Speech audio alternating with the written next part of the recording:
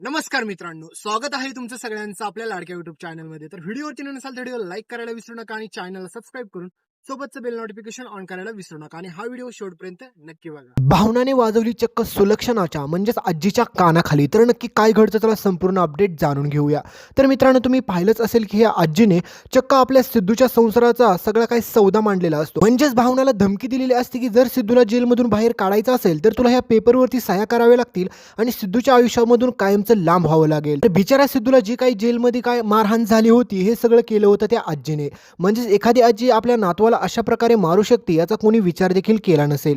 पण हे सगळं आजीने कशासाठी केलेलं असतं, कारण की तिला वाटत असतं की ह्या भावनामुळे माझ्या सिद्धूच्या आयुष्यामध्ये सगळं काही वाटोळं झालं आणि ह्या मुलीसोबत जर सिद्धूने संसार केला तर खूप मोठा प्रॉब्लेम होईल. त्याच्यामुळे आजी म्हणते की आता मला असं काहीतरी माझा प्लॅन आखला पाहिजे की ज्यामध्ये भावना फसली पाहिजे आणि भावनाकडून मी काहीतरी असं करून घेते जेणेकरून ती सिद्धूच्या आयुष्यामधून कायमची दूर निघून जाईल. आणि हाच आजीचा प्लॅनिंग असतो. आणि आजी अशाच प्रकारे भावनाकडून एका पेपरवरती सह्या करून घेते आणि म्हणते की तुझं काम झालं, आता तुझा नवरा लवकरच सुटेल. पण त्यावेळेस मात्र आजीने जे काही केलं हे भावनाला लक्षात आलेलं नसतं. कारण की भावनाला वाटतं की आजीला देखील वाटत असेल की सिद्धू खरंच जेलमधून बाहेर यायला पाहिजे. पण हा सगळा डाव असतो संपतचा आणि ह्या सुलक्षणाचा. कारण की हे दोघे जण देखील एवढी खतरनाक आहेत ना, हे स्वतःच्या मुलासोबत काय करतायत तुम्ही बघतायच. तर दुसरीकडे तुम्ही पाहिलंच असेल की आपल्या जानूने जे काही नाटक केलं होतं तिच्या पायाला लागण्याचं, त्याच्यामुळे ती खूप मोठ्या संकटातून तर वाचलेली होती. पण आता सगळ्यात भयानक गोष्ट ही घडते की हा जयंत पूर्ण वेडा झालेला असतो. कारण की जयंतच्या लक्षात पूर्णपणे आलेलं असतं की जानू ह्या जगामध्ये जिवंत आहे, त्याच्यामुळे काही जरी केलं तरी मला तिला शोधून काढलंच पाहिजे. आता विश्वाला तर मात्र खूप टेन्शन येत असतं. कारण की विश्वाला ह्या जयंतचा एवढा राग येत असतो. विश्वा म्हणत असतो की हा माणूस काय वेडा झालाय का, आमच्या घरी जेवायला काय येतो, आमच्या घरून जेवण घेऊन काय जातो आणि रोज सारखी ती आमटी आमटी, असं काय आहे त्या आमटीमध्ये आणि एवढं कोण असं जेवण खास बनवतंय की हा जयंत फार वेडा झालाय त्या जेवणासाठी. त्याच्यामुळे विश्वामध्ये आणि सोबतच तुम्ही बघत असाल की जयंतमध्ये जोरदार भांडण देखील होत. पण आता जयंत देखील विश्वाला ब्लॅकमेल करायचा विचार करतो आणि म्हणतो की तुझ्या आयुष्यामध्ये जशी सई आहे ना, तशीच माझ्या आयुष्यामध्ये देखील माझी जानू होती आणि तुझ्यामुळे ती माझ्या आयुष्यातून दूर गेली. तर हे सगळं बोलल्याच्या नंतर विश्वाला राग येणं साहजिकच आहे. कारण की विश्वा जयंतला एकच गोष्ट सांगतो की ती माझी फक्त चांगली मैत्रीण होती, त्याच्यामुळे तिच्यावरती काही देखील घाणेरडे आरोप तू लावू नको. तुझी लायकी देखील नाही माणसा तिच्यासोबत संसार करायची आणि ह्याच कारणामुळे जानू आज तुझ्या आयुष्यामध्ये नाहीये. पण हे असं बोलल्याच्या नंतर त्या दोघांमध्ये तर अजून जास्त भांडणच पेटतं. तर तुम्ही पाहिलंच असेल की आता सईला वाटत असतं की आपल्या तनूसोबत आयुष्यात काहीतरी चांगलं घडावं आणि तिला वाटत असतं की जयंत कानिटकर सारखा माणूसच या जगामध्ये नाही. त्याचं किती प्रेम आहे जीवनावरती आणि जे कोणी तिच्या आयुष्यामध्ये येईल ना बायको म्हणून, आता ती किती सुखी राहील असा प्रेम करणारा माणूस पाहिजे यार लाईफमध्ये. पण तिला माहीत नसतं की हे जयंतचं फक्त बाहेरचं रूप आहे जे लोकांना आत्तापर्यंत दिसतंय. पण जयंतची खरी लायकी काय असते आणि जयंत कसा माणूस आहे हे फक्त जानूला माहीत होतं. पण बिचारी जानू आता कोणाला त्याचं सत्य नाही सांगू शकत. सईला वाटत असतं की आपल्या तनूच्या आयुष्यामध्ये कोणीच नाही ना, तर मग तनूला कोणती फॅमिली नाही, तर तिने जर जयंत कानिटकर सोबत लग्न केलं तर किती बरं होईल. कारण की तनू देखील खूप सारं प्रेम त्याच्यावरती करेल आणि तो देखील खूप खुश होईल. कारण की तनूच्या हातचं खाऊन त्याला खरंच वेड लागलेलं आहे आणि ती एवढं भारी जेवण बनवते ना की कोणी देखील तिच्या प्रेमात पडेल. त्याच्यामुळे आता स्वतः सई जयंत आणि आपल्या तनू म्हणजेच आपल्या जानूच्या प्रेम जोडायची सुरुवात करते. म्हणजे त्यासाठी रोज डब्बा काय पाठवते, त्याच्यामध्ये चिठ्ठ्या काय लिहून पाठवते आणि ह्याच गोष्टीमुळे आता जयंत कानिटकरला वाटतं की ती मुलगी नक्कीच माझ्या प्रेमात पडेल असेल, त्याच्यामुळे तिला भेटायसाठी आपण एकदा बोलूया.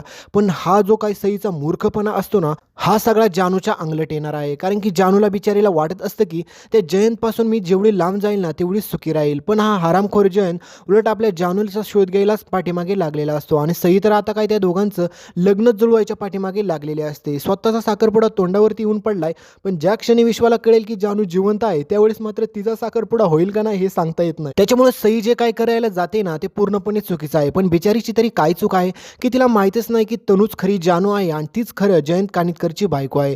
तर आता हे सगळं सत्य तर पुढे उघडकीस येईल. पण मित्रांनो, पुढे गोष्ट अशी भयानक घडते की विश्वाच्या आईला आता भयानक डाऊट येतो आपल्या जानूवरती. कारण की तिला एक गोष्ट कळते की जयंत कानिटकर इथे सारखा येतोय आणि तनूच्या हातचं जेवण जर त्याला एवढं आवडतंय तर नक्कीच त्यांचं काही ना काही पाठीमागचं नातं असेल आणि जयंत तेच करतो. विश्वाच्या आईला कॉल करून सांगतो की म्हणतो की मी तुमच्या घरी सारखा जेवायला येतोय किंवा मला तुम्ही रोज डबा पाठवताय, मी डबा मागतोय, तर यामध्ये यामध्ये मला चुकीचं समजू नका, कारण की माझी बायको देखील सेम टू सेम असंच जेवण बनवत होती. आणि त्याच्यानंतरच विश्वाच्या आईला डाऊट येतो की तनुज तर नसेल ना जयंत कानिटकरची बायको, ती गायब झालेली. तर त्याचा शोध घेण्यासाठी आता चक्क विश्वाची आई हे सगळं काही प्रश्न विश्वाला जाऊन विचारते आणि म्हणते की जयंत कानिटकरची बायको नेमकी होती तरी कोण? तुझ्या वर्गातली मैत्रीण होती का? तर हे सगळं ऐकल्याच्या नंतर मात्र विश्वाच्या आईला देखील धक्का बसतो आणि विश्वाला देखील धक्काच बसतो की विश्वा म्हणतो की आई, त्या जानूची बरोबरी तू कुठे देखील करू नको, कारण की तिच्यासारखी मुलगी कुठे देखील नाहीये आणि तो जयंत कानिटकर तर तिच्यासारखी मुलगी कधी डिझर्वच करत नाही. त्या महामूर्ख माणसाच्या प्रेमात कशी काय माझी जानू पडली हे मला देखील कळलं नाही. आणि परत बिचाऱ्या विश्वाच्या डोळ्यात पाणी येतं.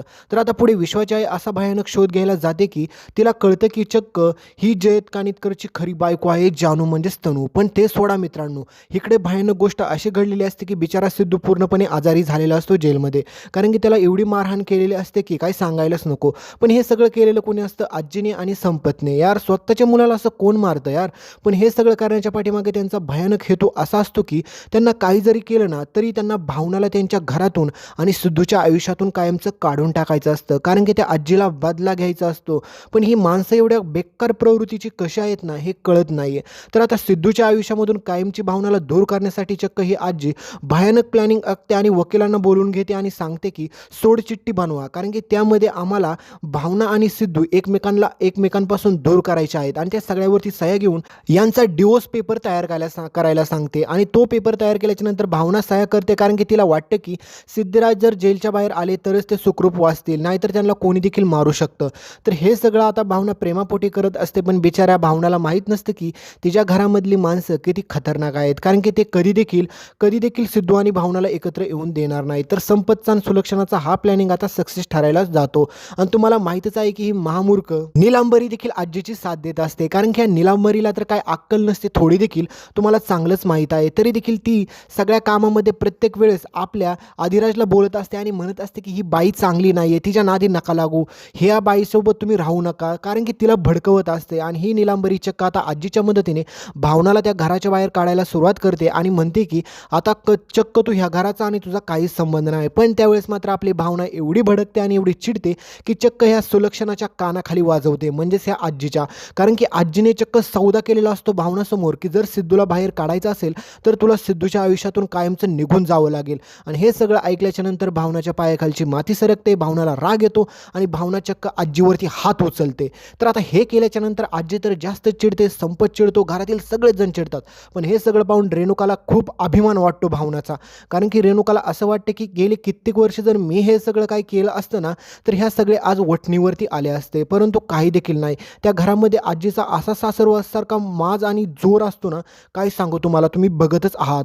कारण की हे सगळं झाल्याच्या नंतर भावना म्हणते आता मी शांत बसणार नाही, तुम्हाला जर नसेल ना सोडवायचं सिद्धिराजला तर मी बाहेर काढून दाखवेल. पण हे सगळं ऐकल्याच्या नंतर आजी म्हणते की अगं अवलक्षणे, तू जास्त डोक्याला ताण नको देऊ, तुला जेवढं सांगितले ना तेवढंच कर. आमच्या सिद्धूला आम्हाला कसा बाहेर काढायचा ना ते आमचं आम्ही ठरवू, त्याच्यामुळे तू सह्या कर आणि तू इथून कायमची चालती हो.